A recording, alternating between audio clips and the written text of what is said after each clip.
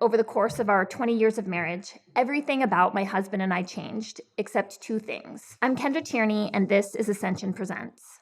I'm the founder and CEO of Catholic All Year. I'm a mom, and I was a wife, and now I'm a widow. So am I qualified to give you marriage advice? I don't know. If the goal of spouses is to help the other get to heaven, I would say I have good reason to hope that I was a successful wife. So I'm going to give this a go. I was 24 when I got married, not as young as some certainly, but I still had a lot of growing up to do. So I'm going to go ahead and say I married young. I also married pretty quickly. We were engaged within 10 weeks of meeting and were married 9 months later. When we first met, I had a job as a flight instructor. My husband was a Marine Corps officer working at boot camp. He used a sleeping bag on his bed for efficiency and ate a plain peanut butter sandwich for lunch every single day. Probably he already had the cancer that would take his life 20 years later, but neither of us knew that part. Throughout our marriage, we changed in both superficial and fundamental ways. We faced the joy and challenge of having babies early and often. Some marriages are faced with the opposite challenge. We dealt with moves and job changes. We had a child with a serious illness who had a weeks-long hospital stay. My husband faced multiple courses of treatment for recurrences of his metastatic melanoma, including long-term medications that changed his appearance and even his temperament.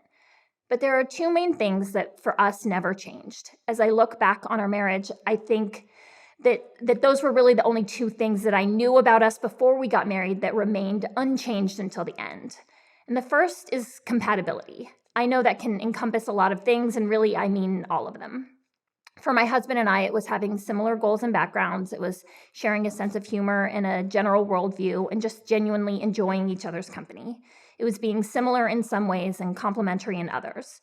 We all have our quirks, the things about us that might drive some folks up a wall. The trick is to marry someone whose quirks don't bother you, or better yet, whose quirks you don't even notice. It doesn't take years or even months to know that you feel really comfortable around someone. And the other part is that spark. I love the advice that King Solomon gives to his son in Proverbs when he says to rejoice in the wife of your youth.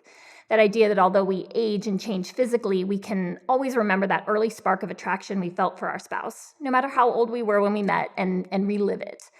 Through everything, that never went away for us. And the second is commitment.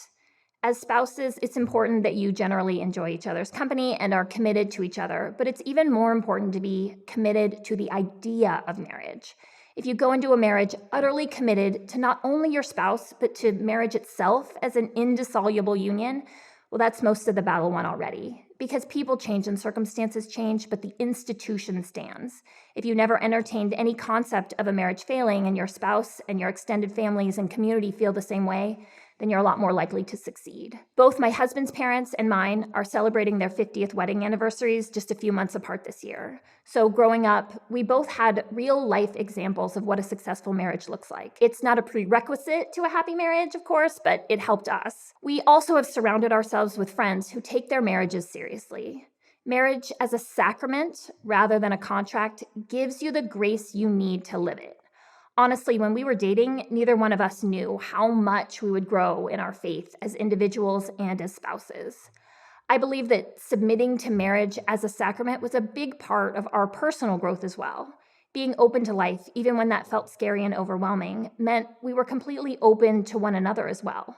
Our faith called us every day to be better spouses and better individuals. It called us to be self-controlled and self-sacrificing. It called us to give ourselves completely to the other. Yes, getting married is a very serious decision, and sometimes putting it off is the right call, but not because postponing marriage will ensure that you really know the person you're marrying, because you can't. No matter how long you date someone, you can't know exactly who he is because who he is going to change. You can't know how he'll react to parenthood or losing his job or illness or your baffling inability to input multiple kids' sports schedules into iCal properly. So if you're searching for the one, I hope this has given you some food for thought. Every relationship is different, but I hope what I learned in my marriage can help you. If you want to learn more about my apostolate of liturgical living in the home and keeping Catholicism weird, check out my book, The Catholic All Year Compendium, my show, Catholic All Year at Home Unformed, or find me at catholicallyear.com or on social media. Let me know if you found this advice helpful in the comments, and be sure to subscribe for more videos like this.